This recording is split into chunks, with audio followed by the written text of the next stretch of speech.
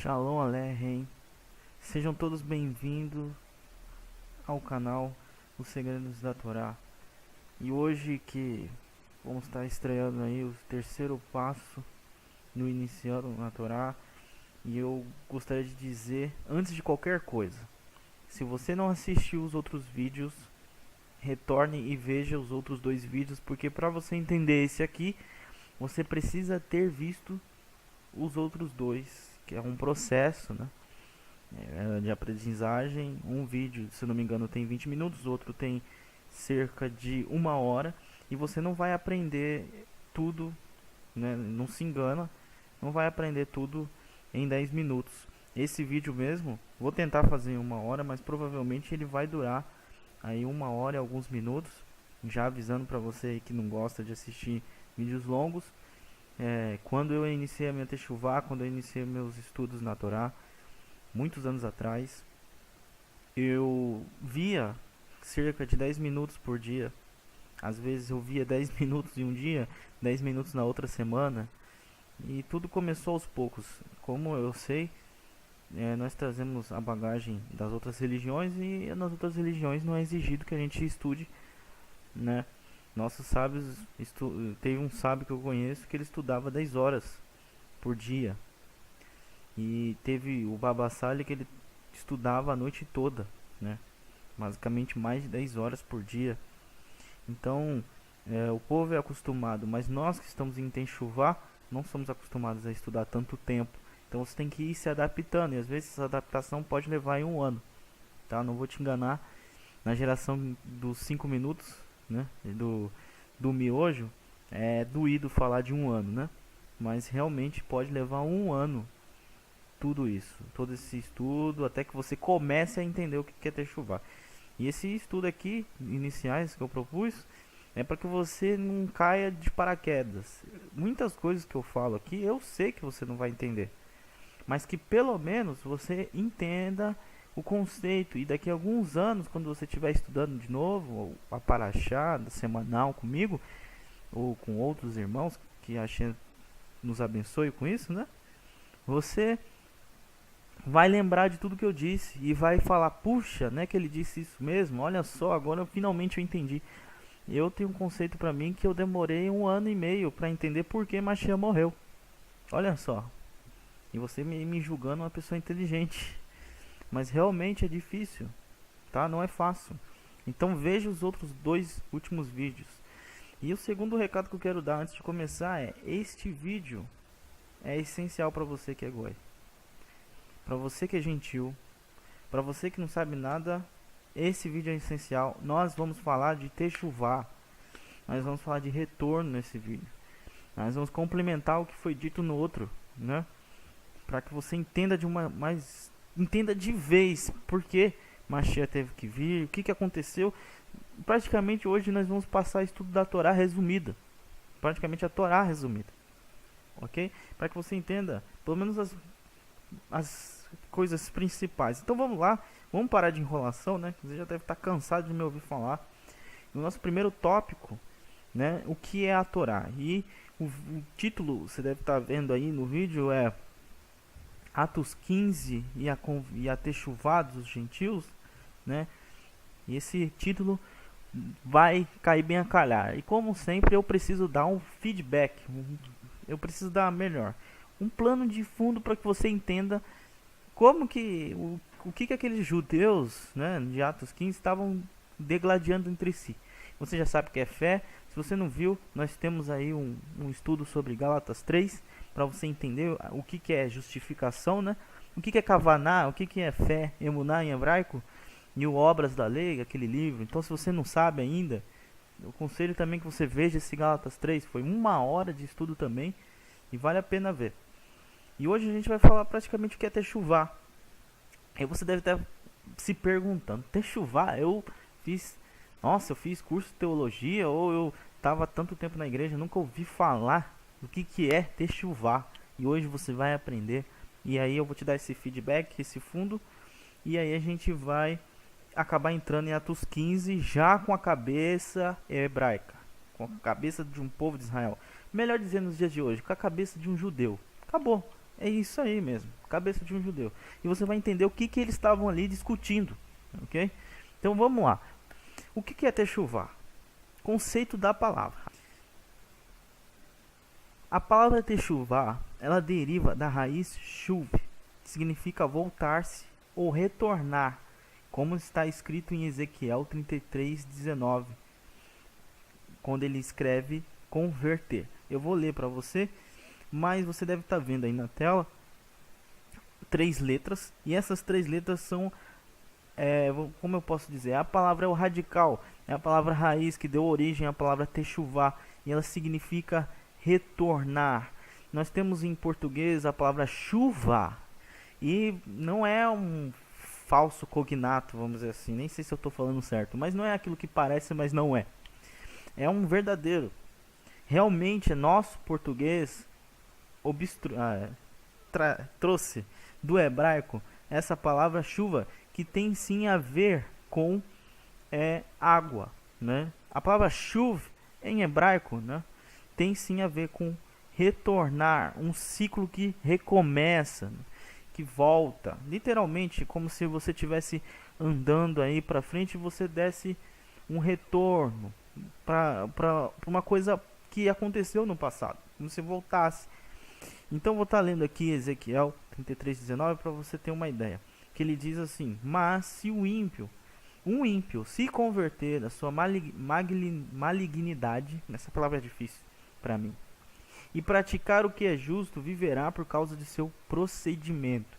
Então ele está falando de atos, de atitudes, de prática, né? E ali na palavra converter, nós vamos achar em hebraico a palavra shuv, que é voltar, retornar. Tem a mesma palavra que deu origem à palavra techuvá, que significa realmente voltar, regredir. Você pensa no ciclo da chuva. A chuva, a água, primeiro, ela está lá na nuvem, vamos dizer assim. Aí chove bastante, aquela gota de água cai na terra. E essa gota desce até os lençóis. Aí lá ela fica por um tempo, até uma hora que ela sai numa nascente. Corre pelo rio, às vezes os humanos bebem, às vezes, né, vai para a represa e etc. E vai para o meio do mar. No meio do mar, o sol brilha, esquenta a água, e aquela lâmina que tem por cima, ela esquenta, tem a ebulição e ela vira gás novamente. E sobe até a atmosfera e forma a mesma nuvem de novo, né? A mesma não, desculpa, mas forma mais uma vez uma nuvem. Isso é um ciclo. A água, para que ela suba a um lugar mais elevado, ela tem que se expor à luz do sol. E da mesma forma, para você retornar, né, já que estamos falando literalmente de retornar ao eterno, porque é isso que significa, vocês vão ver, você precisa se deixar iluminar pela luz do eterno, que seria a luz da Torá, tá? Eu já estou adiantando uma coisa que ainda não devia estar falando, mas vamos continuar aqui que você vai entender e você vai ver que isso que eu estou falando é uma verdade. Nós temos o hebraico proto-sinaítico, né, ou sinaítico, melhor dizendo, né? O hebraico proto-sinaítico é um hebraico muito antigo, ainda não havia certo uma letra certinha, né? Imagina que o hebraico ele vem de uma forma muito antiga. Então, às vezes, por exemplo, o Aleph tem um formato de boi, porque as pessoas não tinham uma palavra escrita boi, né? O primeiro ser humano colocou a figura para dizer que aquilo era um boi, tentou desenhar um boi ali mais ou menos, e surgiu a primeira letra, que seria o Aleph, né? E o hebraico foi dado por Hashem a Avraham, né? E essa língua existia antes de Avraham, mas foi tirada do mundo aonde? Na Torre de Babel, porque é uma língua sagrada. E foi dada essa língua a Avraham novamente, né? E onde a gente aprende isso? Tá na Torá oral, no livro dos Jubileus, né? Que também é parte da Torá oral. Então, se a gente pegar as 3 letras, que seria o Shin, o Vav e o Beit, e colocasse nesse hebraico proto-sinaítico, que foi da onde veio o hebraico moderno, nós acharemos um significado mais profundo. O Shin ele tem um formato de alguém que está apertando os dentes. Não sei se você consegue perceber essa ondinha dele. É como se você colocasse os seus dentes em cima do seu lábio e tivesse com pressa, sabe? Alguém que está com pressa. Ou pode ser também alguém que está com raiva, né? Mas aqui o que se encaixa melhor é alguém que quer se apressar. O Vav, ele simboliza literalmente um gancho. Um gancho, alguma coisa que dá segurança, tá? Isso também foi muito usado na época dos hebreus. E o Beit significa casa. O Beit sempre será uma casa, um lugar, uma tenda, uma morada, né? E se a gente juntar essas três letras, vejam só como o hebraico é rico. Não se compara, não existe nenhuma língua aí que se compare ao hebraico. Se a gente juntar as três letras, literalmente nós vamos achar uma mensagem que significa apressar-se para a segurança da casa. Olha só que magnífico, né? Tenho certeza que isso pode tocar profundo no seu coração. Literalmente significa apressar para ir para casa. Techuvá é você estar num caminho errado, se converter ao eterno Elohim de Israel e voltar para o lugar seguro. E por quê? Por que é um lugar seguro? A casa, Beit, é um lugar seguro. Porque os mandamentos da Torá, eles protegem você no mundo físico, né? Te dão saúde, por exemplo. Um mandamento aí que te dá saúde. Não comer carne com leite, né? No leite da mãe. Foi comprovado recentemente pela ciência, olha só que interessante, antigamente não tinha nenhum problema, que se você come carne e bebe leite, pode dar uma reação no seu corpo e você contrair uma doença grave, você sabia disso? É incrível. Um exemplo, comer porco, coisas, né, que são... Eu sei que hoje, né, nós temos o porco rosa, foi criado em laboratório, no tempo do primeiro século não era o mesmo porco que nós temos hoje. Mas ainda assim ele é descendente desse porco e ainda é criado em laboratório. Ele também não soa, come lavagem da mesma forma. Ele pode não fazer tanto mal quanto fazia antes, mas ainda faz mal. Acontece que a gente acabou se acostumando aí com as toxinas do porco e acabou criando resistência a ela. Mas se a gente voltasse 50, 60, 80, acho que voltasse aí, 150 anos atrás, o porco faria tão mal quanto antigamente. Ok? Então isso protege seu corpo físico. Por exemplo, a mulher no Nidá também protege o seu tempo físico. O que é Nidá, Yosef? Nidá, quando a mulher está no seu período menstrual e ela tem que ficar afastada da casa, no caso, para não contaminar a casa com sangue. Antigamente não tinha absorvente, não tinha chuveiro em casa, era só água, só rio. Então, tudo isso era o quê? Para proteger o seu corpo físico. Mas a Torá também tem coisas para proteger a sua alma. Por exemplo, Shema Israel, Adonai Elohim, Adonai Errado. O que significa isso? O Eterno é um e o Eterno é nosso Elohim. Quer dizer, você se torna monoteísta, igual a alguém. Igual o patriarca Abraham era monoteísta. A gente vai ver isso hoje. Então, a Torá protege você no espiritual e também no físico. Porque se a Hashem só quisesse seu coração, você só teria o seu coração. Eu pergunto, né? Tem gente que fala, o Eterno não quer roupa, não quer que você se vista de uma forma adequada. O Eterno não quer saber se você tem tatuagem ou não. Mas eu pergunto para essas pessoas, se a Hashem não quer isso, por que ele te deu um braço, uma perna? Por que ele te deu mão? Por que ele te deu essas coisas se ele não quer essas coisas de você? É lógico que a Hashem quer essas coisas de você. E com cada parte do seu corpo, tem uma forma de você usar eles para servir a Hashem. Por exemplo, a mão você pode estender para o seu irmão. Os seus pés você pode se apressar para fazer o bem, tanto quanto o mal. A sua boca você pode falar bênçãos, como também você pode falar fofoca. Então toda parte do seu corpo tem um jeito de você agradar a Hashem ou desagradar. Então a Torá abrange tudo isso aí. E lá em Jeremias 18:15 está escrito assim: contudo o meu povo se esqueceu de mim, queimam incensos a ídolos inúteis, que o fazem tropeçar nos seus caminhos e nas trilhas antigas, para que andem por atalhos em estradas não aterradas. Né? Por que eu estou dizendo isso? porque Techuvá é um lugar de volta. Infelizmente, o povo de Israel, por várias e várias vezes, acabou deixando o Eterno e andando por coisas erradas, e adorando deuses inúteis, né? Aconteceu várias e várias vezes na história do povo de Israel. Isso você vai entender mais pra frente nesse vídeo. Vamos continuar, e agora eu vou falar sobre a conversão de Abraham, ou a Techuvá de Abraham, ou melhor dizendo. Por quê? Será que Abraham precisou se converter? Lógico, meus queridos, que precisou. Primeiro eu vou te dar o plano de fundo para Abraham. Abraham, ele era filho de Tamar. Tamar era um sacerdote idólatra. Ele vendia ídolos, Tamar, pai de Abraham, tá bom? Ele confeccionava ídolos e vendia. Sabe para quem Tamar, que é pai de Abraham, trabalhava? Para Nimrod. Ele mesmo, aquele mesmo que fez a Torre de Babel, ele que fundou a Babilônia, ele mesmo que se proclamou um deus, né, um semideus, que desafiou a Hashem várias vezes, né, quis fazer o que é mal várias e várias vezes. Então Tamar não era um cara muito legal, e o filho dele também deveria ser idólatra, né? Mas o que acontece? Abraham, não sendo primogênito, ele nasceu, né, nesse lar de idolatria, só que algo dentro dele dizia o contrário.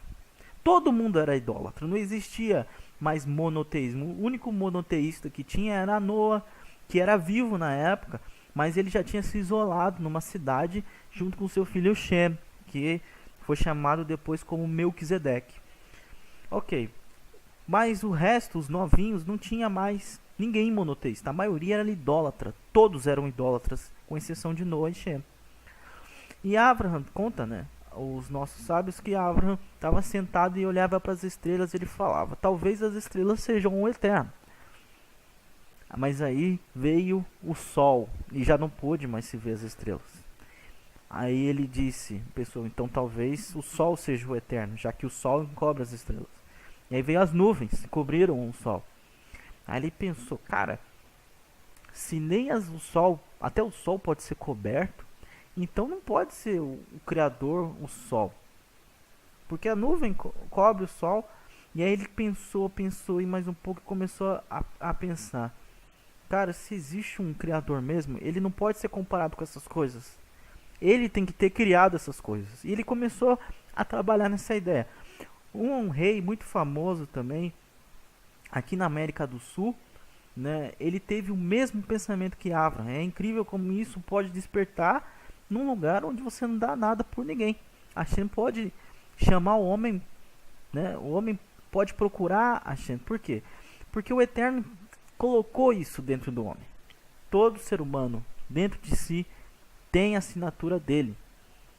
Então, o homem, por mais que todo mundo um dia, vamos dizer, né, que se torne idólatra, uma pessoa, eu creio, que voltaria para o monoteísmo. Sempre. Porque está dentro de nós. Nós não somos idólatras por natureza. Nós conhecemos o Pai, que é um só. Então, ele ficou com essas ideias aí. Primeira coisa que você tem que notar, Abraham deu o primeiro passo. Não foi Hashem. E eu tenho uma história aqui para ler para vocês, que está lá no livro de Jubileus, né? Desculpa, é o livro dos justos. Isso, é esse mesmo livro que você lê na Bíblia, que fala assim, os demais contos estão no livro dos justos. Sim, é esse mesmo livro dos justos. Esse livro de justos ficou muito tempo só na tradição, só entre os sábios. E um dos sábios, um judeu, ele pegou esse livro e traduziu para o inglês e soltou na mídia, né? Foi isso que aconteceu. Essa é a história desse livro dos justos. Tinha muitos livros na época que se diziam ser o livro dos justos, né? Tem um em hebraico chamado Sefer HaYashar, que até fez sucesso, que era um livro de moral. Só que o livro dos justos, que a Torá fala, que está escrito lá na Bíblia, ele é um livro que fala literalmente conta as histórias com mais detalhes. Então não pode ser esse. Até que um judeu foi lá e resolveu entregar esse livro para os gentios, né? Para o mundo que desconhecido. E traduziu e acabou caindo aí e hoje é replicado de várias formas. E hoje nós temos acesso a eles. Baruch Hashem por esse que decidiu compartilhar o conhecimento. Então todo judeu tem que estudar esse livro. E hoje nós vamos estar lendo aqui um pouquinho sobre Abraham. O que ele fez quando esse negócio de monoteísmo começou a pegar forte na cabeça dele. Diz assim: e quando Abraham viu tudo isso, acendeu-se sua raiva contra seu pai. Ele correu, tomou o machado na mão e veio à câmara das estátuas. E ele quebrou todas as estátuas de seu pai. Isso são os ídolos. E quando ele tinha quebrado as imagens, ele colocou o machado na mão do grande ídolo que estava lá diante deles. E ele saiu. Então, para você imaginar, eram vários ídolos, porque o pai dele fazia ídolos.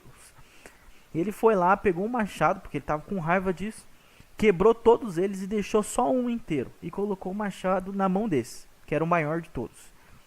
E Terá, eu devo ter falado Tamar no início do vídeo, me perdoem, tá? Eu confundi o nome. Esse nome confuso. Tamar é outra pessoa que tem nada a ver. É Terá o nome do pai de Abraham. E Terá, seu pai, entrou em casa, pois ele tinha ouvido na porta o som de golpear do machado. Assim Terá entrou em casa para saber o que tinha acontecido. E Terá, depois de ouvir o barulho do machado no quarto de imagens, correu para o quarto das imagens e viu Abraham saindo. E Terá entrou na sala e encontrou todos os ídolos caídos e quebrados, e um machado na mão do maior que não foi quebrado. E a carne saborosa que Abraham, seu filho, tinha feito, estava ainda diante deles. E quando Terá viu isso, sua raiva se acendeu grandemente, e ele apressou-se e saiu do quarto até Abraham. E ele encontrou Abraham, seu filho, ainda sentado em casa. E ele disse-lhe: o que é esta obra que você fez para as minhas imagens? E Abraham respondeu: Terá seu pai. E ele disse-lhe: não, meu senhor, eu trouxe esta carne saborosa diante deles. E quando cheguei com a carne, pus diante deles, para que eles pudessem comer. E todos eles, ao mesmo tempo, estenderam as suas mãos para comer, antes do grande ter estendido a sua mão para comer. E o grande viu o que eles fizeram diante dele, e sua raiva violentamente acendeu contra eles, e ele pegou o machado que está na casa, e veio a eles e quebrou todos eles. E eis que o machado ainda está em sua mão, como tu vês.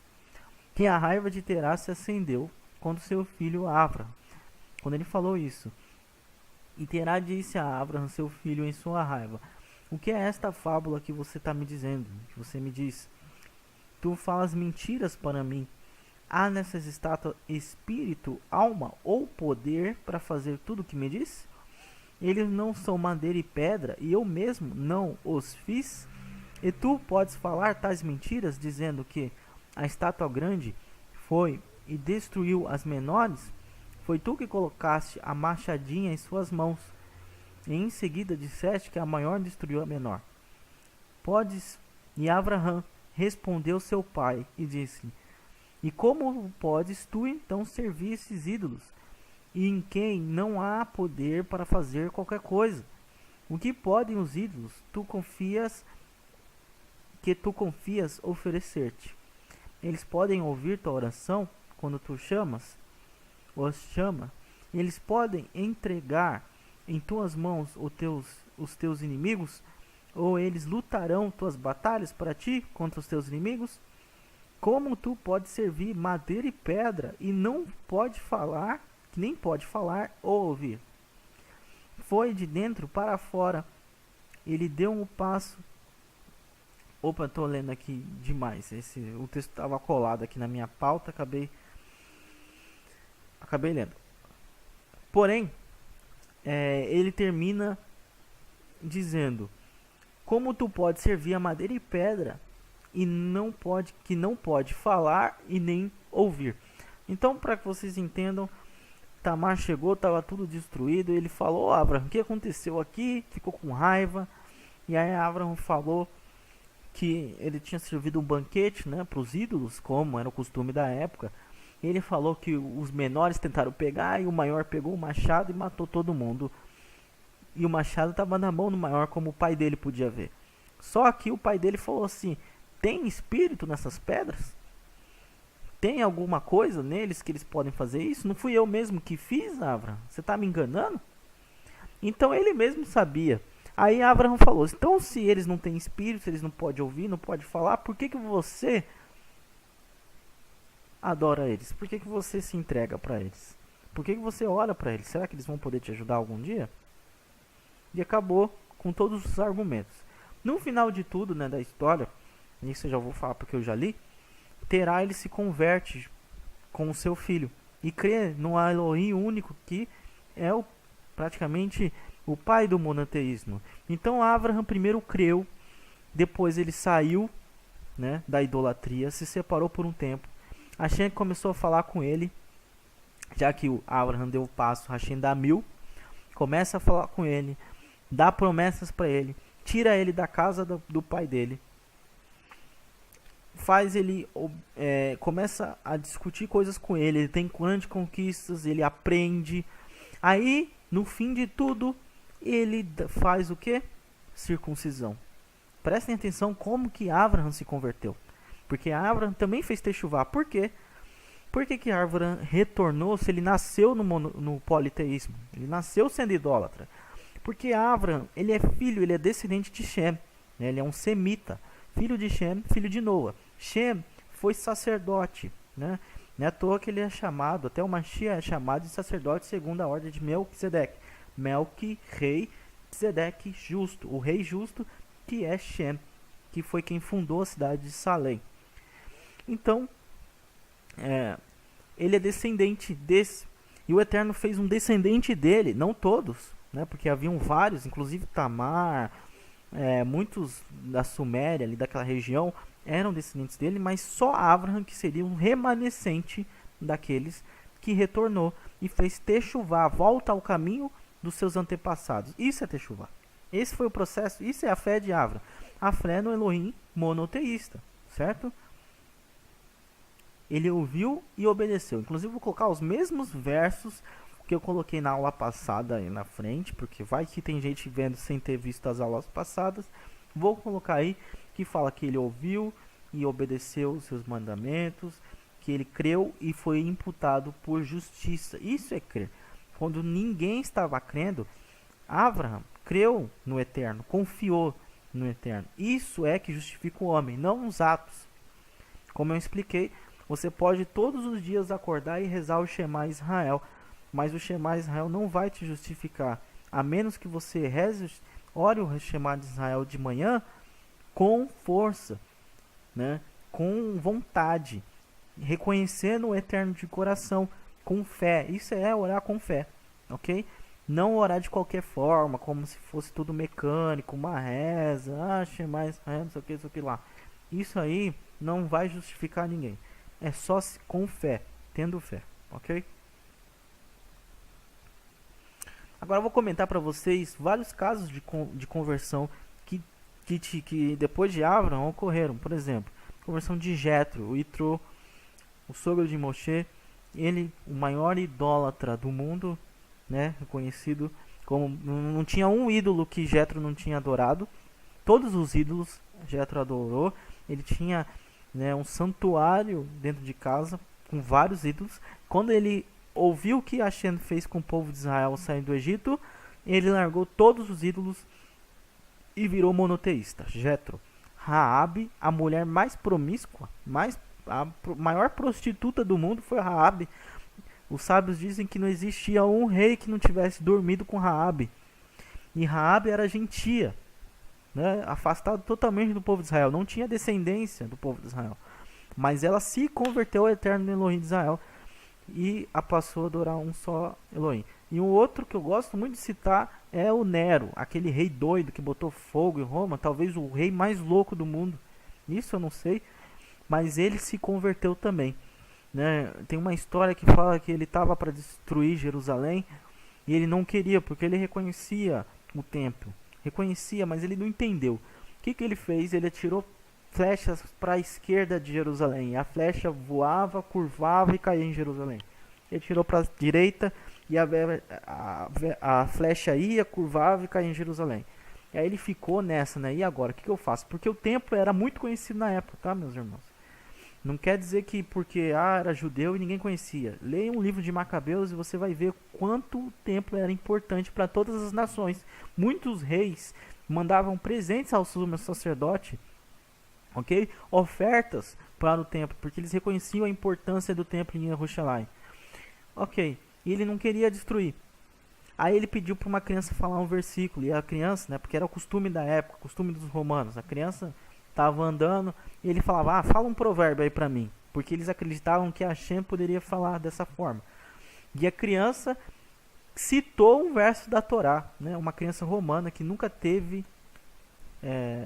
contato com nenhum rolo da Torá, citou um verso da Torá que dizia que aquele que destruir a casa de Israel, esse o Eterno perseguiria e destruiria. Passando disso, né, eu vou colocar aí o verso exato que ela citou, depois vocês podem pesquisar, porque eu lembro vagamente de cabeça, mas passando isso, Nero mandou Vespasiano destruir o templo, e ele mesmo não quis destruir, e ele, depois de um tempo, depois do ano 70, ele acabou se convertendo ao Eterno. Okay? E um sábio muito conhecido acabou saindo da linhagem, inclusive, dele. Vamos continuar. Agora vamos falar sobre os dispersos de Israel. Olha só quanta coisa tem que te passar para você entender um capítulo da Brit Hadashah, tá? Vamos lá. Dispersos de Israel. O que é diáspora? Todas as vezes que o povo de Israel errava, todas as vezes que o povo de Israel pecava, transgredia, vinha outros povos, dominavam o povo de Israel e levavam o povo de Israel exilado. Os mais famosos das 4 exílios que teve foi Babilônia, os persas, os romanos e o outro que eu não lembro, o último eu não lembro. Mas todos esses povos tomaram Jerusalém e fizeram o povo sair da terra expulso, cativo, como aconteceu na Babilônia, ok? E na Síria, o quarto e último, na Síria. Então, o povo todo tinha que sair de Jerusalém, todas as vezes que transgrediam. Isso está onde? Lá em Devarim 31, Deuteronômio 31, 16, vai falar assim para vocês. E Hashem disse a Moshe, eis que vais descansar na companhia dos teus antepassados. E este povo se levantará para se prostituir, deixando-se e seguindo os deuses pagãos da terra estrangeira em quem está para entrar. De modo, Israel vai me desprezar, rompendo a aliança que com ele estabeleci. Naquele dia, a minha ira se inflamará terrivelmente contra esse povo. E o abominarei, ocultando-lhe a minha face. Então Israel será devorado, e muitos males e adversidades o atingirão. E naquele dia, Israel se questionará, se tantos males e desgraças estão me atingindo, será porque o meu Elohim não está mais comigo? Sim, naquele dia eu lhes esconderei completamente o meu rosto, por causa de todo o mal que Israel houver cometido, dedicando seu louvor para outros deuses. Nas bem-aventuranças que está lá, né? Também na Torá, também tem as também tem as aventuranças que vai falar que, por exemplo, maldito você vai ser o entrar, maldito vai ser o sair, você será maldito nas nações e etc. Tem várias e várias e várias maldições, e isso abrange literalmente o porquê de tantas coisas ruins acontecerem com o povo de Israel. Sempre que o povo se assimila, como aconteceu no Holocausto, tem uma grande tragédia, né? Pode esperar que vai acontecer uma grande tragédia. Isso é promessa também da Torá, ainda que negativa, é uma promessa. Então, sempre que acontecia uma diáspora. E o povo era levado cativo, e muitos, depois que retornavam a Jerusalém, não retornavam, ficavam no seu país de origem. E às vezes ficavam pelo caminho. E muitos casavam com gentios, perdiam seu nome judaico. Muitos eram exilados, convertiam para outra religião. Que nem hoje. Hoje nós temos o Estado de Israel, mas nem todo judeu está lá no Estado de Israel. E muitos judeus estão casando com gentio, e estão fazendo filhos que nem vão ser mais considerados judeus, ok? Vão receber nomes português, receber nomes italiano, francês e talvez até nem saibam que são filhos de judeus. Então isso acontecia naquela época também, e aconteceu. E tem uma promessa, inclusive lá em Oséias 7, 8, que diz: Efraim mistura-se com nações pagãs. Efraim é um bolo mal assado que não foi virado. Então tem várias e várias promessas que falam que Jacó vai estar entre as nações, dispersado. Essas tribos vão se dispersar. Muitas tribos de Israel se dispersaram nas nações. Volta e meia a gente ouve aí notícias que tribo tal voltou a Israel, tribo descendentes da tribo tal voltou. E hoje isso acontece porque nós temos o DNA. Então eu quero que vocês entendam. Isso é diáspora. O povo de Israel se misturou. E muitas pessoas são descendentes do povo de Israel. Nem sabe. Nem está sabendo. Ok? No dia de hoje tem isso. Então para essas pessoas, se essas pessoas voltarem ao monoteísmo, elas estão fazendo o quê? Techuvá. Não estão só se convertendo. Porque um gentio que nunca foi descendente, ele sempre pôde se converter. Isso aí não é novidade. Não vem com machia nem nada. Sempre isso pode acontecer. Mas esse povo que foi para a diáspora, não voltou mais, para eles, isso é techuvá. Retorno. Então vamos lá. Onde está escrito que vai ter techuvá, que vai ter retorno, promessa? Onde está escrito isso, Deus? Lá em Ezequiel 37:15, ele diz assim: E outra vez veio a minha palavra do Eterno, e dizendo: Tu, porém, ó filho do homem, toma um pedaço de madeira, escreve nele, por Judá e pelos filhos de Israel, seus companheiros. E toma outro pedaço de madeira e escreve nele, por Iosef, vara de Efraim, e por toda a casa de Israel. Então são duas casas, de Judá e de Israel, seus companheiros. E ajunta um ao outro, para que se unam, e se tornem uma só vara na tua mão. E quando te falarem os filhos do teu povo, dizendo: Porventura não nos declararás o que significam estas coisas? Tu vais dizer: Assim diz o Eterno Elohim: Eis que eu tomarei a vara de Iosef, que esteve na mão de Efraim, e das tribos de Israel, suas companheiras, e ajuntarei a vara de Judá, e farei delas uma só, e elas se farão uma só na minha mão. E as varas, sobre que houveres escrito, estarão na tua mão, perante os olhos dele. Dize-lhes, pois, assim diz o Eterno: Eis que eu tomarei os filhos de Israel dentre os gentios, para onde eles foram, e os congregarei de todas as partes, e os levarei à sua terra, e deles farei uma nação na terra, nos montes de Israel, e um rei será rei de todos eles, e nunca mais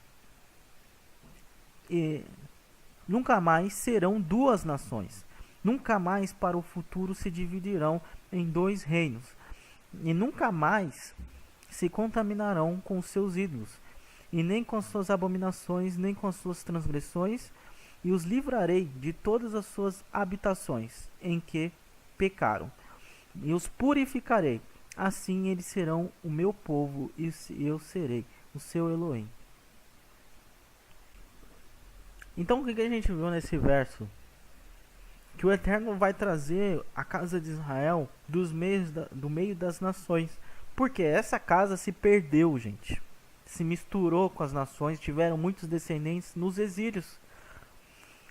E só ficou a casa de quem? De Judá. A gente olha para Israel, só tem quem? Judaísmo. Que é o quê? Os filhos de Judá. É lógico que tem pessoas de outra tribo lá, mas a maioria chamada Israel, virou nações. Se misturou e ninguém mais sabe quem é quem. Só quem sabe é quem? O Eterno. Ok?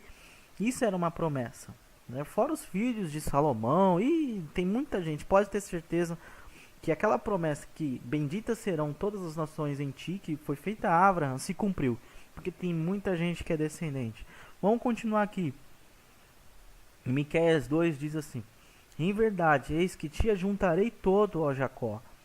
Por certo, carregarei o restante de Israel. eu mesmo os havereis de reunir a todos, como ovelhas num aprisco, olha só, ovelhas.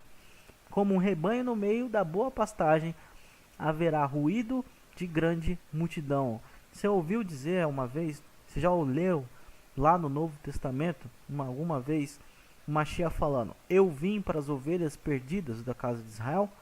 Pois se você ouviu isso, você não está fazendo uma ligação errada. É exatamente com isso aqui que Mashiach está dizendo. Quem são essas ovelhas perdidas da casa de Israel? É esse povo que nunca mais, que foi e nunca mais voltou. Esse povo que já não sabe mais que é israelita, já perdeu a identidade, já virou idólatra, já acabou. Esse povo mesmo que ele está falando. Jeremias 31:10. Ouvi a palavra do Eterno, ó nações, e anunciais nas longínquas terras marítimas, e dizei, aquele que espalhou a Israel, congregará e os guardará como pastor ao seu rebanho. E Ezequiel 36:17 também diz, filho do homem, quando a casa de Israel habitava na sua terra, então eles contaminaram com os seus caminhos e com as suas ações, como a imundícia de uma mulher em sua separação. Tal era o seu caminho diante de mim.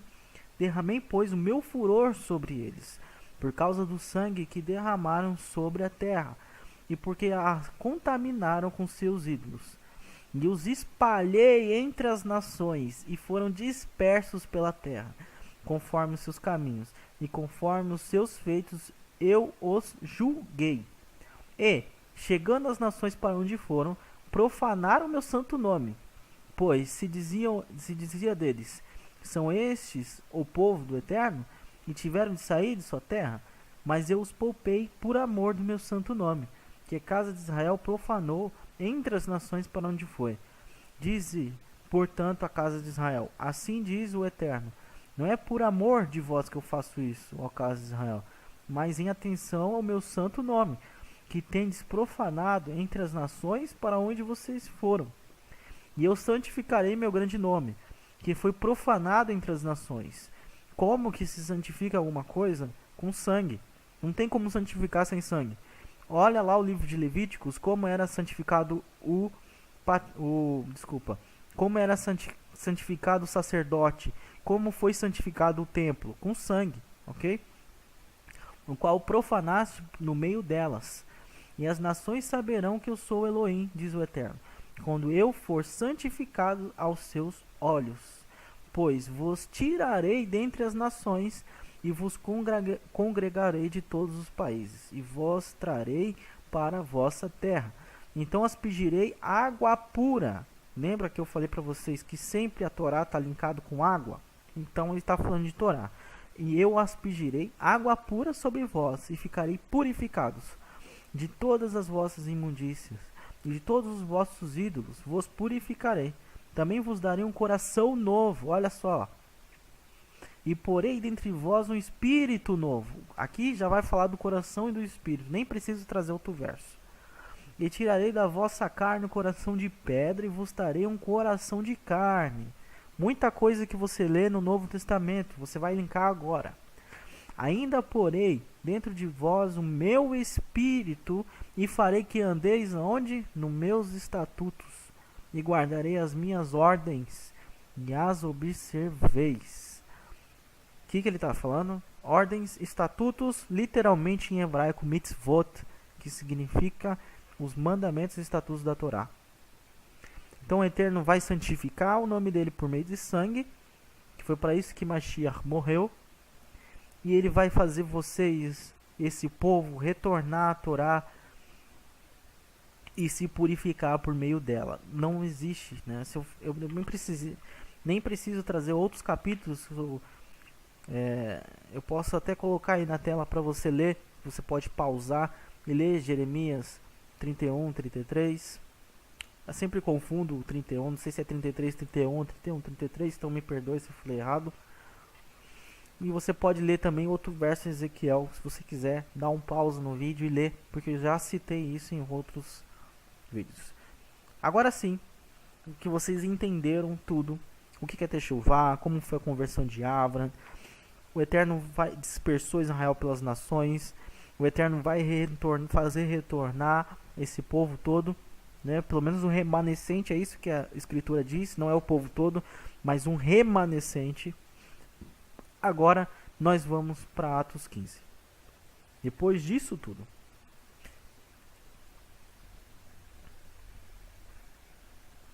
todo esse feedback, agora vai ser rapidinho aqui em Atos 15. Vamos começar. Então alguns que tinham descido da Judéia ensinavam assim os seus irmãos: se vós não circuncidardes conforme o uso de Moshe, não podeis salvar-vos. Primeiro erro: circuncisão salva alguém? Não. Circuncisão não vai salvar ninguém, meus queridos. Abraham foi justificado quando creu no Eterno, quando confiou no Eterno. Isso justificou Abraham, não foi circuncisão. Tendo tido Paulo e Barnabé não pequena discussão e contenda contra eles, resolveu-se que Paulo, Barnabé e alguns dentre eles subissem a Jerusalém aos apóstolos e aos anciões daquela questão. E eles, sendo acompanhados pela igreja, no caso, eclésia ou ajuntamento em grego, literalmente ajuntamento de pessoas que criam no Machia, passaram pela Fenícia e por Samaria, contando a conversão dos gentios, olha só que engraçado, e davam grande alegria a todos os irmãos.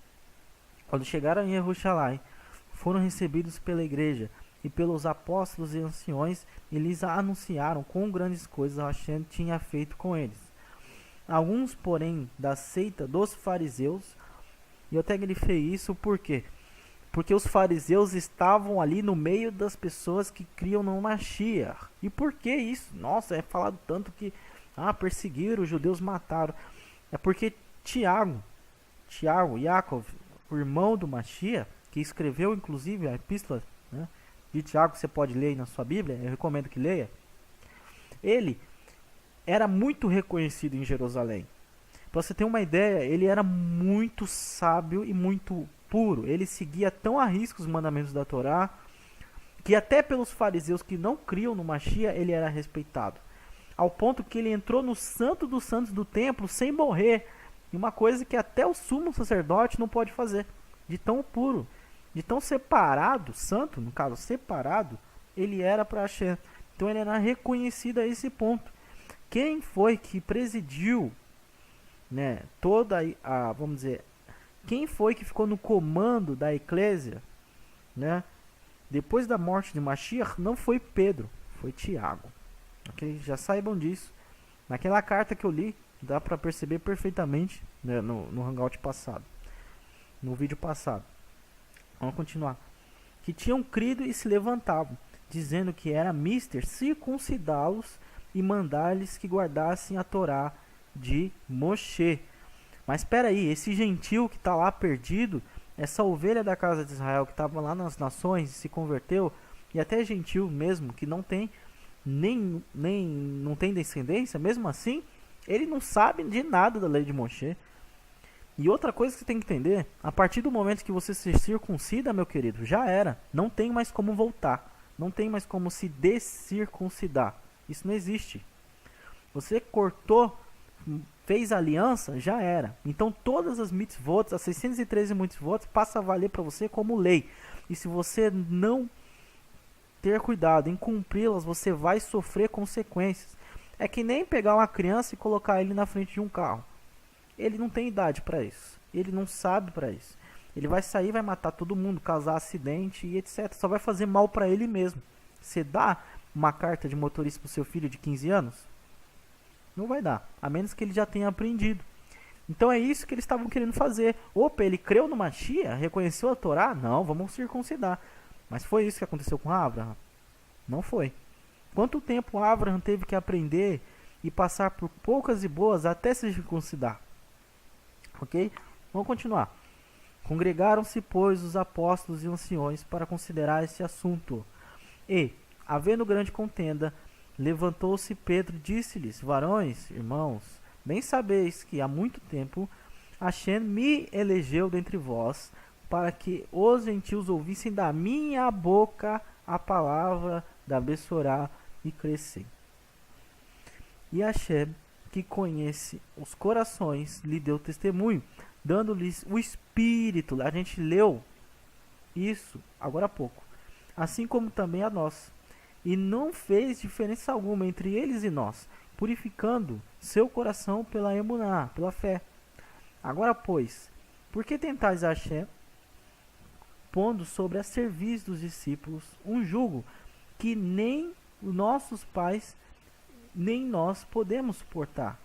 Mas cremos que seremos salvos pela graça. O que é graça? Misericórdia. A graça não veio com Mashiach. O nome de Noah, ao contrário, é graça. Então, desde muito tempo, essa graça existe. Salvos pela graça do mérito, né, do Senhor Yeshua, como eles também.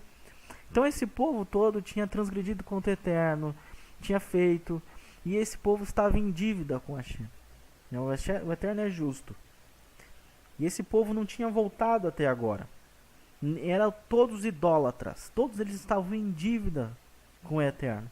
Mas pelo mérito do justo Tzadik, o maior justo do mundo, que foi o Mashiach, esse povo agora pode voltar. Porque o Mashiach pagou pelas transgressões deles.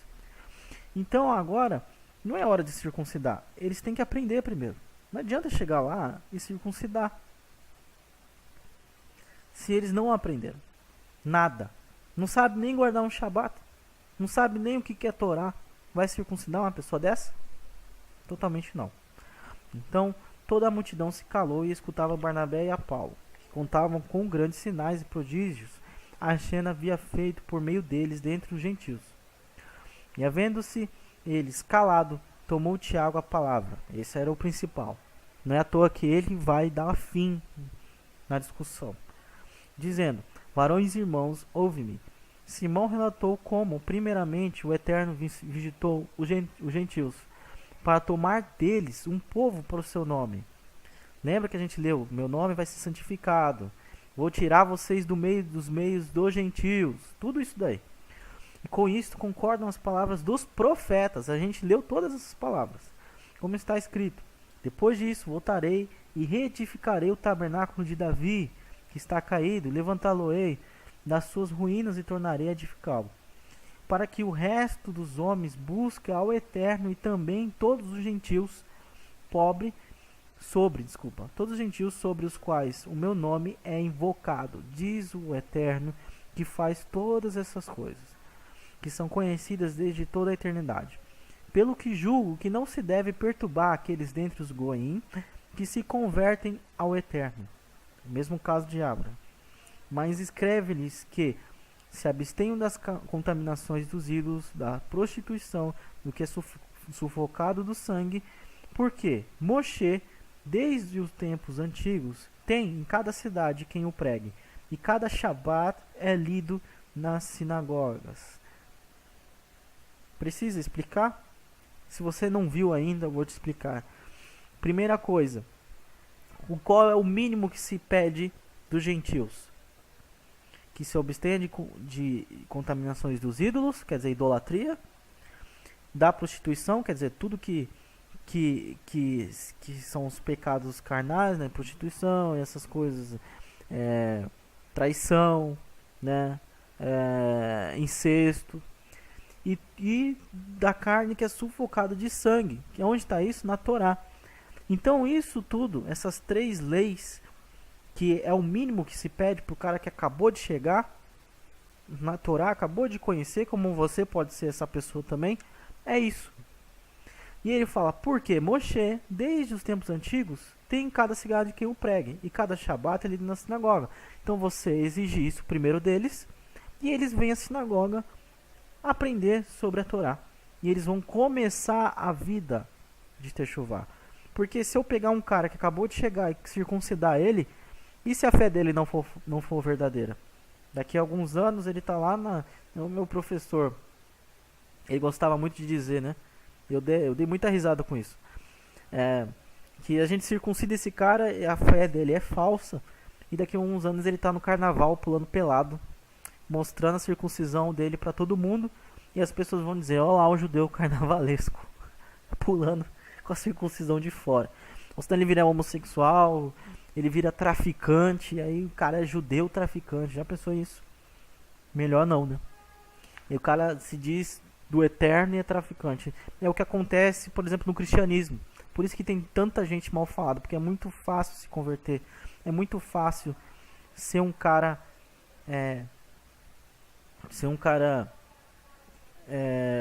grande. Enquanto naquela carta que o próprio Pedro escreveu para Tiago, ele diz que só deveria ser professor alguém que estudasse 6 anos. Estudasse 6 anos a Torá, e aí sim ele seria digno de ter um ensinamento de Pedro e de poder ser um professor. É o que a gente leu naquela carta que ele escreveu para Tiago. Então vamos continuar. Essa é a grande questão, tá vendo? 22. Então pareceu bem aos apóstolos e aos anciões, como toda a eclésia, eleger varões dentre eles e enviá-los com Paulo e Barnabé a Antioquia, a saber, Judas, chamado Barsabás, e Silas, varões distintos entre os irmãos. E por intermédio deles escreveram o seguinte: os apóstolos e os anciões e os irmãos dentre os gentios que estão em Antioquia, Síria e Sicília, saúde. Porquanto ouvimos que alguns saíram dentre nós e vos perturbaram com palavras e transtornaram vossa alma, não lhe tendo nós dado o mandamento. Pareceu-nos também bem, reunidos concordamente, eleger alguns varões e enviá-los com os nossos irmãos Barnabé e Saulo. Eles enviaram 2 pessoas, porque a Torá existe que existam 2 testemunhas para qualquer coisa. Homens que já expuseram a vida pelo nome do nosso Senhor.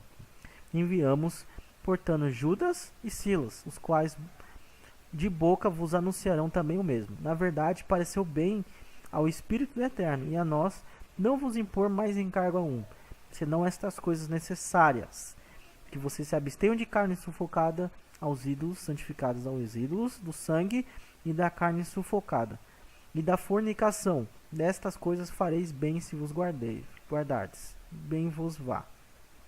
Tendo-se eles, então, despedido, partiram para Antioquia e, ajudando a multidão, entregaram a carta. E quando a leram, alegraram-se pela exortação. Depois Judas e Silas, que também eram profetas, exortavam e confirmavam os irmãos com muitas palavras. E detendo-se ali algum tempo, os irmãos deixaram voltar em paz para os apóstolos. Mas pareceu bem a Silas ficar ali, e Paulo e Barnabé ficaram em Antioquia ensinando e pregando, como muitos outros, a palavra do Eterno. Qual é a palavra do Eterno? A Torá. Não existia Novo Testamento nessa época, lembre-se disso. Então, aqui ele só vai dar mais coisas, né, sobre isso. Depois de todo esse contexto, eu só quero dar mais alguma coisa. Essa aula vai ser grande. Primeiro, eu quero mostrar para vocês a pedra que dividia o muro de Israel. No templo tinha uma pedra, e essa pedra ela dividia a parte do pátio do templo onde se ficava o gentil e onde ficavam os filhos de Israel. Essa pedra foi achada em Jerusalém, e até um escrito de Flávio Joséfos, no livro dele de guerras, né, onde ele cita essa pedra, ele diz: havia uma divisão feita de pedra, sua construção era muito elegante, sobre ela ficava pilares em distâncias iguais, entre um e o outro, anunciando a Torá e pureza, e em grego, em outras letras romanas, dizendo que nenhum estrangeiro deveria entrar no santuário. Então ficava essa pedra fazendo divisões, esse muro dividindo gentios de judeus. E o próprio Paulo, ele fala lá em Efésios 2 que não havia mais distinção entre o povo, e o Eterno o Mashiach foi quem destruiu o muro da separação entre os gentios e o povo de Israel, não havendo mais assim nenhum muro que separasse. Você pode pegar agora Efésios 2 e ler. Aliás, eu vou colocar aí na tela para que vocês leiam, ok? Então já não há mais separação. Agora todo mundo pode adorar o Eterno, todo mundo pode fazer techuvá. E lembre-se de uma coisa, tem uma ideia, uma coisa. Como diz Isaías 58, o gentil, aquele que nunca teve contato, não tem descendência nenhuma, ele sempre pôde retornar ao Eterno. Não precisaria o Mashiach morrer por ele. Isso sempre pôde acontecer. Eu falei para vocês, Ruth, Jetro, todo mundo gentil. E eles fizeram techuvá. Não precisou de Mashiach nenhum para eles. E nunca vai precisar. Mas então para quem foi o Mashiach? Foi para esse povo que perdeu a identidade, que está na diáspora por culpa dos erros dos antepassados. Esse povo que tem uma dívida enorme com o Eterno e precisa ser paga. Essa é a dívida que Mashiach veio pagar. Por isso ele disse, eu vim para as ovelhas perdidas da casa de Israel. Aquela mulher samaritana vem questionar ele, ele diz, a mesa é para os filhos e não para os cachorrinhos. Não é justo tirar o pão dos filhos e dar ao cachorrinho. O pão, né, quer dizer Torá. Bom, agora para o último assunto, eu prometo, para finalizar, eu vou ler o PDF sobre o nosso Brasil. Agora eu vou falar a parte que te toca. Vamos lá.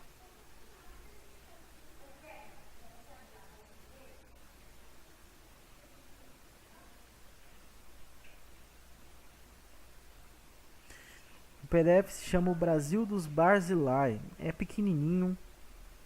E depois desse PDF, eu vou estar passando um vídeo para vocês que saiu na Record. Para que vocês vejam e entendam a gravidade de todos esses assuntos que eu falei hoje. Tenho certeza que aula como hoje você nunca mais vai achar em nenhum lugar. Então diz assim esse PDF.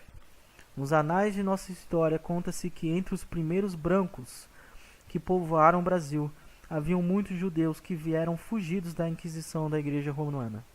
Eles trouxeram costumes bíblicos que se apegaram à cultura brasileira, tal como o pedir a bênção dos pais e o de pessoas mais velhas. Isso não era comum em nenhuma outra religião. Quem não se lembra da geração passada dizendo antes de sair e ao chegar em casa nos cumprimentando, benção pai, mãe ou tia, ou padrinho, ou vô? E eles respondiam, Hashem te abençoe, meu filho, ou Deus te abençoe, como é falado. Esse é o costume bíblico herdado dos judeus, registrado em Bamidbar, que é o livro de Números 6, 22 e 27. Disse Hashem a Moshe, falarão e a seus filhos, dizendo, assim abençoareis os filhos de Israel e dir-lhe-eis, o Eterno te abençoe e te guarde. Assim, porão meu nome sobre os filhos de Israel e eu os abençoarei. Olha só isso. Esse costume lindo perdeu sua força após o movimento feminista da década de 60, vindo outra geração cujos filhos começaram a chamar os pais de você em vez de senhor ou senhora. Perdeu-se respeito e muitas coisas mais. Há outros indícios fortes da presença dos judeus na história do Brasil colonial. O Brasil Império e o Brasil República. Aliás, Brasil antes era escrito com Z, Brasil. E carrega no seu nome um encargo maravilhoso. E uma missão enquanto a nação. Esse nome originou do pau de ferro, uma árvore fortíssima e pesadíssima, o famoso pau-brasil, tá? O Brasil em hebraico é escrito assim, Brasil, e a palavra ferro assim, barzel, são idênticas, tendo Brasil o acréscimo da pequenina letra Yud, que é essa aí que eu estou mostrando para a tela. Há uma história que traz a importância do nosso nome e nossa missão. No Brasil No Brasil colônia, havia um judeu que comercializava um precioso pau de ferro, o pau-barzel, como se dizia, ferro em hebraico. Pau-barzel tornou-se logo pau-brasil, de onde veio o nome do nosso país. E se você fala hebraico, ao desembarcar em Israel e lhe perguntarem por sua nacionalidade, você vai responder que é Barzilai, brasileiro.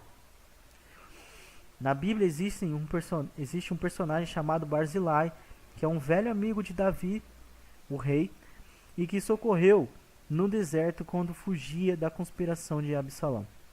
O texto diz que Barzilai e outros amigos de Davi tomaram camas, bacias e vasilhas de ferro, trigo, cevada, farinha, grãos torrados, favas e lentilhas, também mel, coalhada, ovelhas e queijos e de gado, e trouxeram a David tudo que o Brasil produz, prestem atenção, e ao povo que com ele estava, para comerem, porque disseram: este povo no deserto está faminto, cansado e sedento.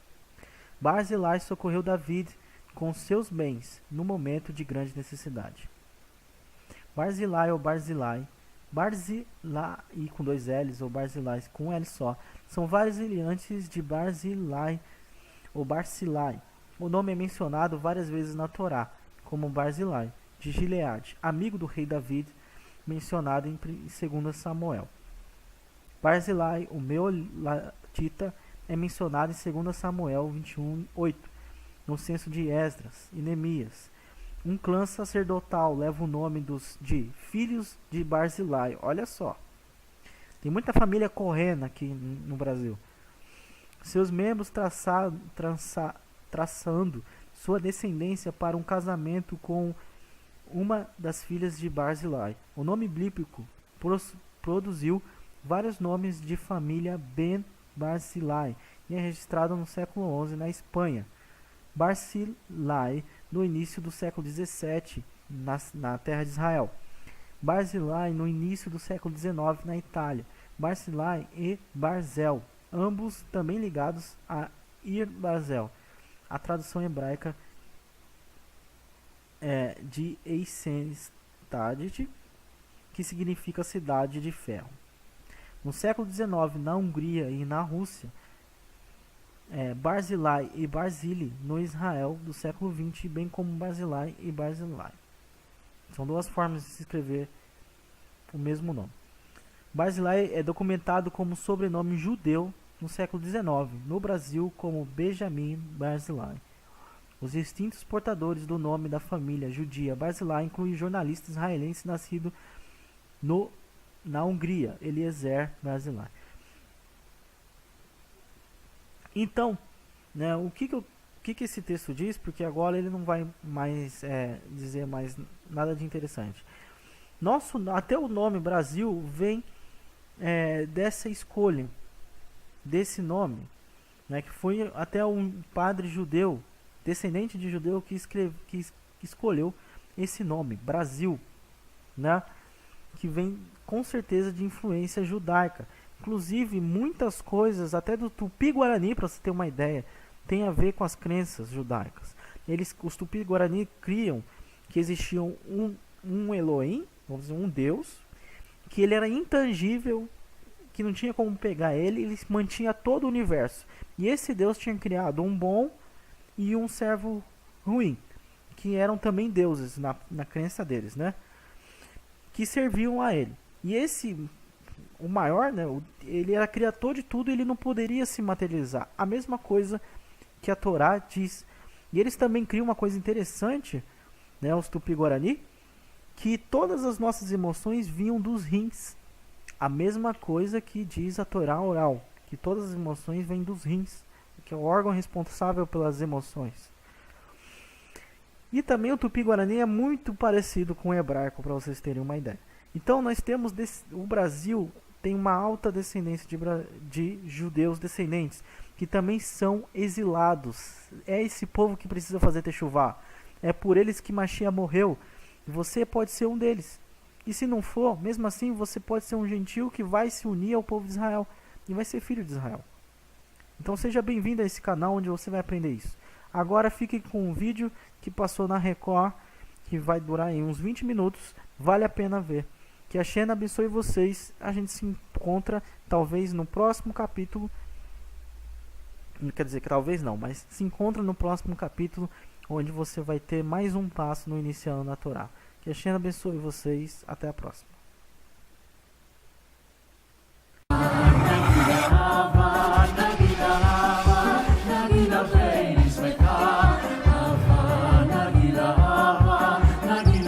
O Brasil dos judeus. A certidão de nascimento traz um nome complicado: Jurandir Tzakzaks. O humorista e compositor Juca Chaves vem de uma família judia. Você é filho de pai austríaco judeu? Judeu austríaco. E a mãe? A minha mãe é filha judia da Lituânia, minha avó. Juca não é um praticante do judaísmo. Como eu falo, eu sou um judeu do Paraguai. Eu não sou de ir à sinagoga, rezar. Apesar que eu acho bonita, por exemplo, o casamento judaico é lindo.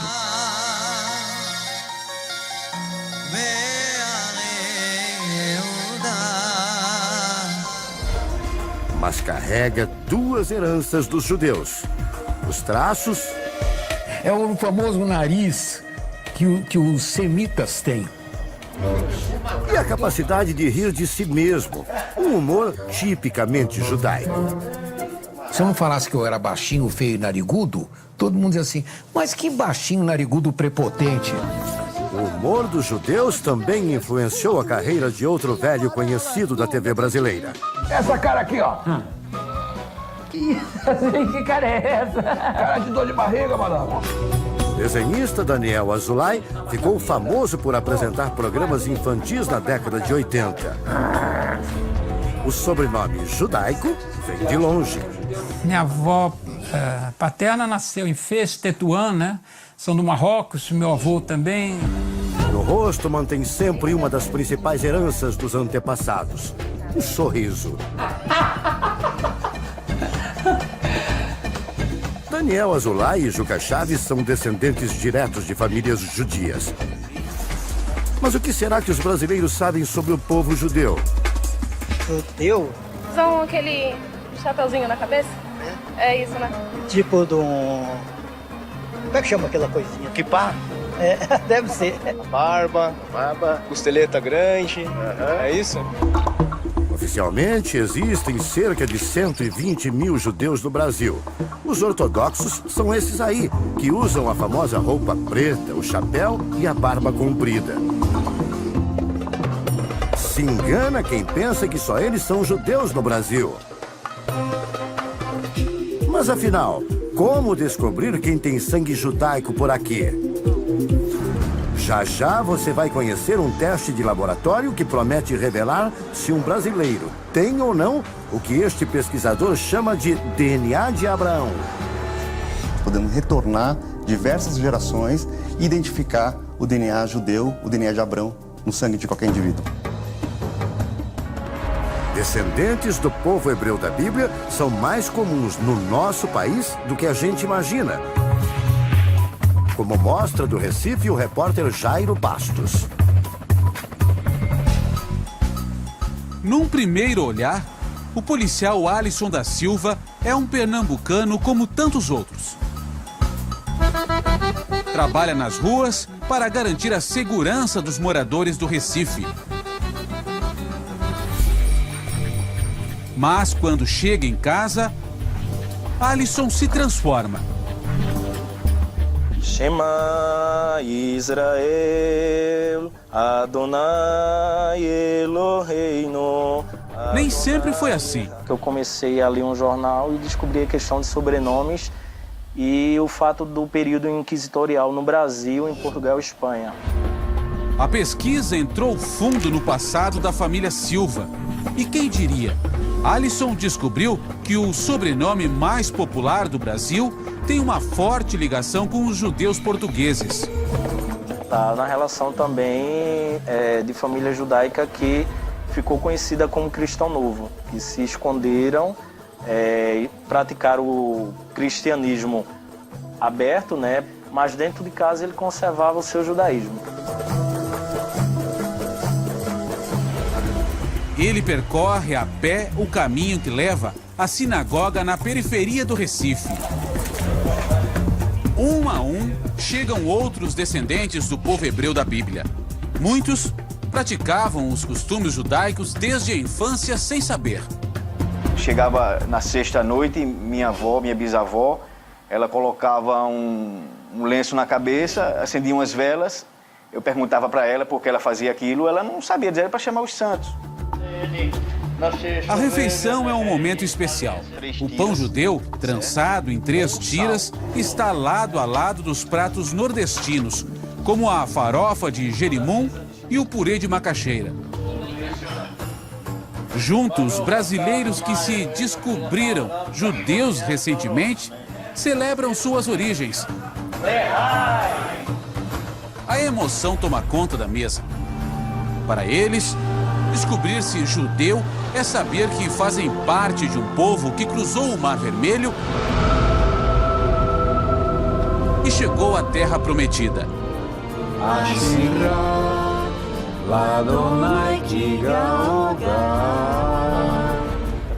Alisson confirmou que era mesmo um judeu da Silva e não teve dúvidas, abraçou a origem. Mas não deixa de lado suas raízes nordestinas. Escute só este cântico. Adon Olam Shemala Beteren Koyet Sinivra. Essa melodia te lembra alguma música? Quando olhei a terra arder, uma fogueira de São João, perguntei, Deus do céu, por que tamanha judiação? A questão do cântico aí é uma escolha, cada país ele adotou certos cânticos da cultura local. Que a gente introduziu o ritmo de Asa Branca nesse cântico, para relembrar a cultura nordestina. Belireshit, Belitarlit, Velohaos, Verhasmirá. Muita gente não sabe, mas histórias como a de Alisson são bastante comuns no Brasil. Para entender, é preciso voltar ao século XV, época em que os espanhóis descobriram a América e os portugueses chegaram ao Brasil. Uma história surpreendente que a gente não encontra em livros da escola. E a história do Brasil está cheia de mitos que tem que demolir. Está cheia de erros que tem que ser corrigidos. E cheia de lacunas que tem que ser preenchidas. A pesquisadora Anita Novinsky, da Universidade de São Paulo, é considerada uma das maiores especialistas da história do povo hebreu da Bíblia.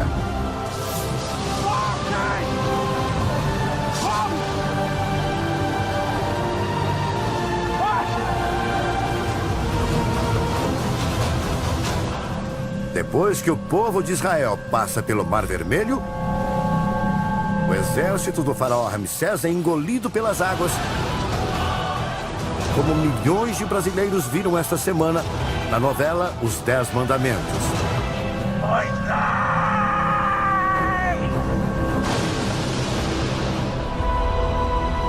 Os hebreus permanecem no deserto por 40 anos, até alcançarem a terra prometida, Israel.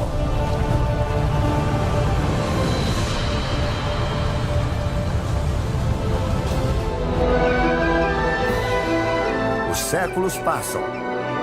Estamos em 70 depois de Cristo. E quem manda no mundo agora não é mais o Egito, e sim Roma. É neste ano, 70 de nossa era, que o Império Romano expulsa os hebreus da Terra Prometida. Os filhos de Israel se dispersam e passam a vagar pelo mundo. Quase 15 séculos se passam. Muitos judeus escolhem Portugal e Espanha para viver. Quando, por volta do ano de 1500, os reis católicos destes reinos e a Inquisição da Igreja começam uma violenta campanha contra os seguidores do judaísmo.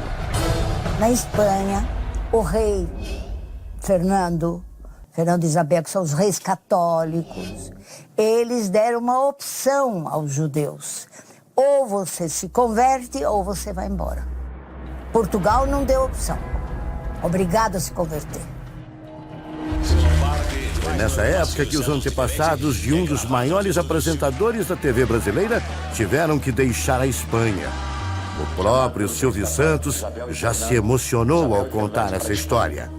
Era o Dom Isaac Abravanel. Consertou as finanças da Espanha. Depois, quando chegou a Inquisição, os reis católicos Fernando e Isabel disseram: você fica e o teu povo, o povo judeu vai. Ele falou: não, o povo judeu vai e eu vou junto. Quem insistisse em praticar o judaísmo poderia terminar na fogueira da Inquisição Católica. Por isso, muitos filhos de Israel fugiram da Europa para um lugar distante, o recém-descoberto Brasil. O Brasil só mandava mesmo, era castigo, né? Desterrar para o Brasil era castigo no primeiro século. Porque era só mata e... Nada, não tinha nada. E morria de malária. O número de imigrantes judeus era muito maior do que os livros de história mostram. Documentos apontam que 3 em cada 4 habitantes do Brasil colônia eram os chamados cristãos novos. Isso mesmo, 3 em cada 4. Judeus que fingiam ser católicos nas ruas, mas que mantinham os costumes judaicos dentro de casa. Tem um viajante francês que veio para cá. Quando ele voltou para lá, ele disse: 3/4 da população no Brasil é cristã nova. Isso eu tenho documentado. Segundo a pesquisadora, nomes importantes da nossa história tinham sangue judeu. Eram os casos do padre José de Anchieta, um dos fundadores da cidade de São Paulo, e de muitos bandeirantes que exploraram o interior do país, como Borba Gato, Fernão Dias e Raposo Tavares. O Raposo Tavares era judeu? Judeu. É. E eu tenho provas. O povo hebreu da Bíblia se espalhou pelo território brasileiro. Muitos tentaram a sorte nos engenhos de açúcar do Nordeste, principalmente durante a invasão holandesa do século XVII. O lugar que teve mais judaísmo no Brasil, mais que a gente tem no documento, porque a gente não sabe o que aconteceu aqui, que não está escrito, né? É Paraíba. E é lá, na Paraíba, onde vive Dona Lourdes Ramalho, de 90 anos. O pai de Dona Lourdes era comerciante no Rio Grande do Norte e foi obrigado a se mudar com os filhos para fugir da perseguição. Ficou 1 ano longe da terra natal. Quando voltou... Não tinha mais gado, não tinha mais terra, não tinha mais nada. O que é que tem acontecido? A igreja tinha tomado. Assim como os parentes de Dona Lourdes, milhares de brasileiros foram atormentados pela Inquisição durante quase 300 anos. É o que mostra de Lisboa o correspondente Theo Taveira. Uma lista que parece infinita. Centenas de livros, milhares de nomes, com destinos parecidos. O Arquivo Nacional da Torre do Tombo é uma das construções mais protegidas de Portugal.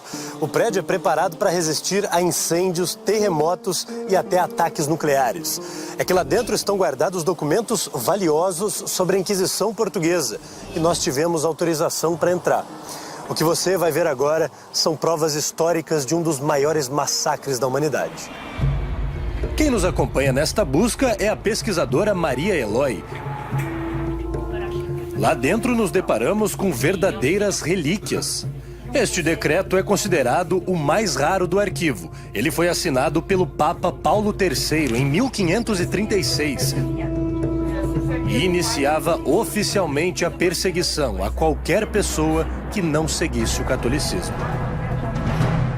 Além dele, mais de 40 mil documentos comprovam o terror enfrentado pelos judeus durante quase 300 anos. As páginas são tão antigas que precisamos usar luvas para não danificá-las. E logo surgem as primeiras vítimas, nomes que soam familiares aos ouvidos brasileiros. O pai se chama Manuel Rodrigues e a mãe Grácia Fernandes. A lista dos judeus executados é enorme e inclui outros sobrenomes muito comuns no Brasil. São os casos de Fonseca, Correia, Mendes, Cardoso, Pereira, Silva e Lopes. Declaram a ré Maria Lopes por convencida no crime de heresia, em sentença de excomunhão maior e em confiscação de todos os seus bens para o Fisco e Câmara Real. Um trecho da sentença chama a atenção da pesquisadora. O inquisidor pede à justiça que a condenada não seja morta na fogueira. Isto é o máximo da hipocrisia, porque o ato de entregar a ré à justiça é para isso mesmo. Para que ela morra. Para que ela morra. A pena dos judeus era anunciada em outro ponto da capital portuguesa, a Igreja de São Domingos. A igreja, hoje ponto turístico no centro de Lisboa, era um dos locais onde milhares de judeus condenados na Inquisição Portuguesa ouviam as sentenças antes de serem mandados para a morte.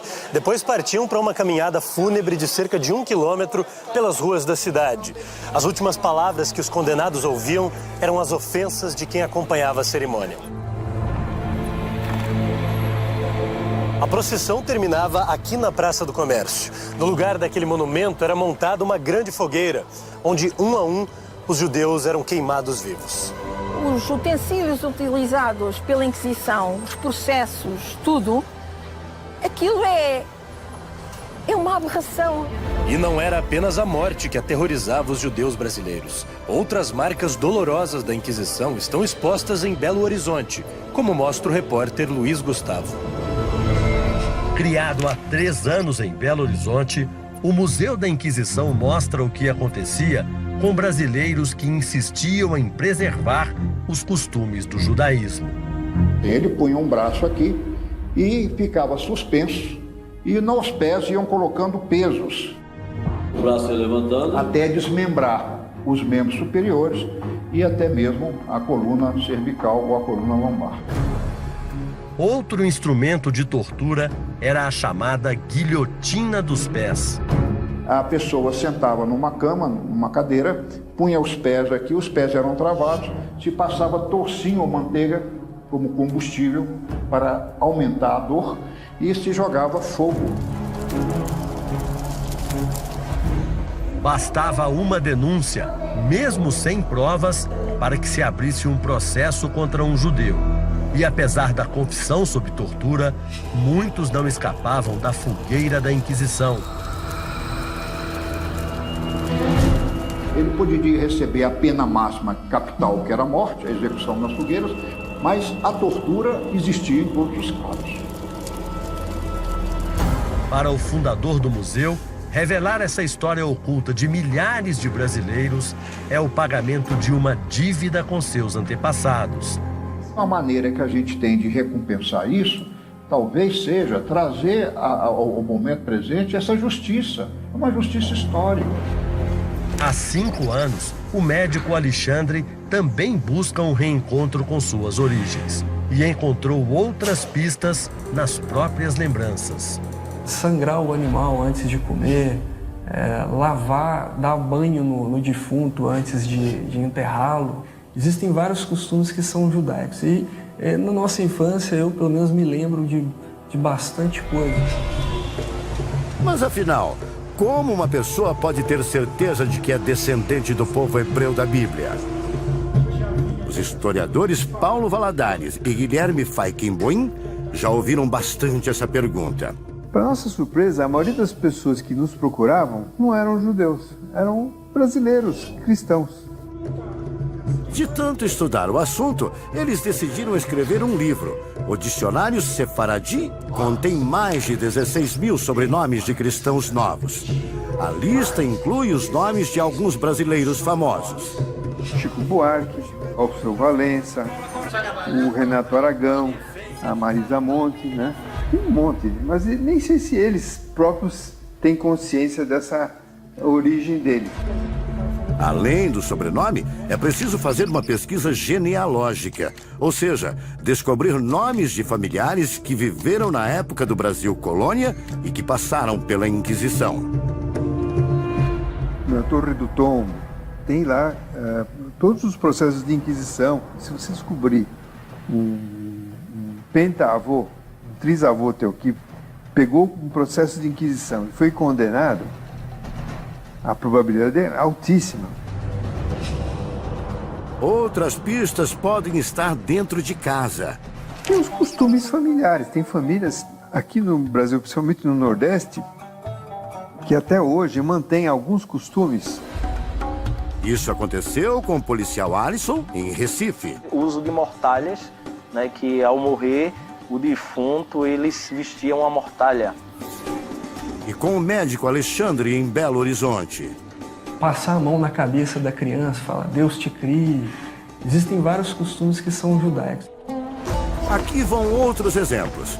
Usar expressões como ficar a ver navios, uma referência aos judeus batizados à força no porto de Lisboa. Vestir a carapuça, que remete ao traje usado pelos filhos de Israel nos julgamentos da Inquisição. Não apontar para estrelas com medo de ter verrugas. Um mito criado para evitar que crianças procurassem a estrela que anunciava o Shabá, o sábado sagrado do judaísmo. Dar aquela faxina em casa às sextas-feiras, assim como os judeus sempre fazem no último dia antes do Shabá. Há ainda uma outra forma de investigar as origens judaicas que os cientistas acreditam ser a prova definitiva. O avanço das pesquisas genéticas auxilia quem está em busca das suas origens. Um exame de DNA feito a partir da saliva ou da mucosa pode dizer se uma pessoa tem sangue judeu ou não. E o pesquisador Roberto Grobman, ele garante que o fim dessa dúvida está em kits como esse aqui. Através do DNA, é possível saber se a pessoa tem origem judaica ou não? Sem dúvida, é possível sim. Nós podemos fazer tanto pelo lado materno como pelo lado paterno. O teste, recém-chegado ao Brasil, pode ser realizado em qualquer pessoa. Tiramos a mucosa, isso não dói nada, realmente é só raspado dentro da boca, uma vez de cada lado. Depois inserimos em cada um desses tubos e enviamos para os Estados Unidos. Segundo o pesquisador, é possível regredir até 111 gerações para determinar as origens do investigado. O senhor, por exemplo, fez o seu teste. Sim. Como é que foi o resultado? Eu já sabia que eu tinha sangue de judeu europeu, que nós chamamos de Ashkenazi. E o resultado, para mim, foi bastante interessante, que mostrou realmente meu sangue Ashkenazi em 91%, misturado também com outros povos europeus. O resultado vem pelo computador em cerca de 40 dias. Para Roberto Grobman, o exame revela muito mais do que uma simples curiosidade. Por que é importante a gente saber a nossa origem? Os judeus se espalharam pelo mundo. Hoje tem um grande número de brasileiros que descendem desses judeus e que não sabem disso. Tem um número grande de brasileiros, de portugueses, que pertencem àquela origem de Abraão, possuem o DNA de Abraão e precisam saber de onde é que vieram. Assim como o pesquisador Grobman, o historiador Paulo Valadares, um dos escritores do dicionário Sefaradi, também teve uma surpresa durante os seus estudos. Descobriu que ele é descendente de judeus. Teve algum parente do senhor que foi queimado na fogueira da Inquisição? Tenho, sim. Eu tenho um parente colateral chamado Alonso Valadares e Ângulo. Ele foi preso em Granada e lá ele foi queimado vivo. Paulo precisa conter as lágrimas ao ler um poema em espanhol sobre a perseguição aos judeus. E no Sobás, que um ermitano em ocasos de la imperfeição. O senhor, um estudioso, um historiador, lê um poema e se emociona. O senhor quase chorou agora. Sim. É tocante assim? Para mim porque isso é da pele. Essa pele que eu tenho hoje eu devo a eles. O que eu penso hoje, tudo, é desse pessoal.